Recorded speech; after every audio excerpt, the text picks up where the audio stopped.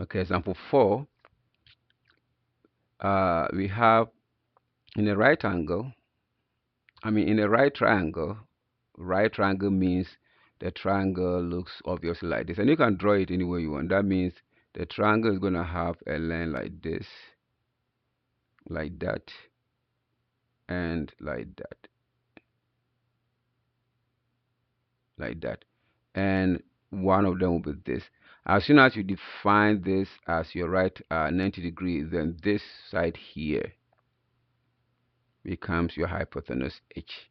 And then one of this is, can be the opposite, depending on what angle you're looking at, right? The opposite side is always the angle, the opposite or the adjacent, depending on what angle you are looking at. So in a right angle, one angle measures x. So let's say this is x. If this is x, then this side here becomes your opposite side. And this side becomes your adjacent side. If x is this side inside here, then this becomes the opposite side. So always watch for things like that. So where sine x is equal to 4/5. So if this is sine x, we know sine x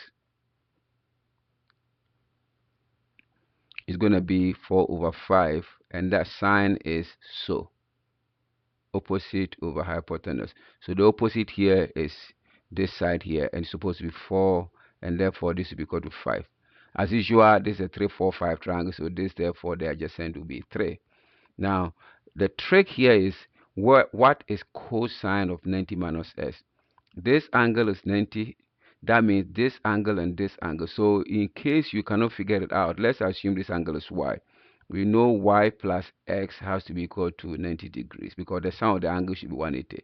And therefore, y will be equal to 90 minus x, right? So cosine 90 minus x means I'm looking at cosine of y. Now cosine is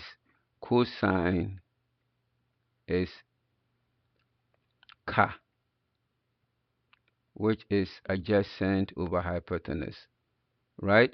Now I'm looking at this angle here. The adjacent to this angle, the opposite of that angle is this, but the adjacent is 4, and therefore cosine 90 minus x will take the adjacent, which is 4, and you divide by the hypotenuse, which is 5, and therefore cosine 90 minus s is 4/5.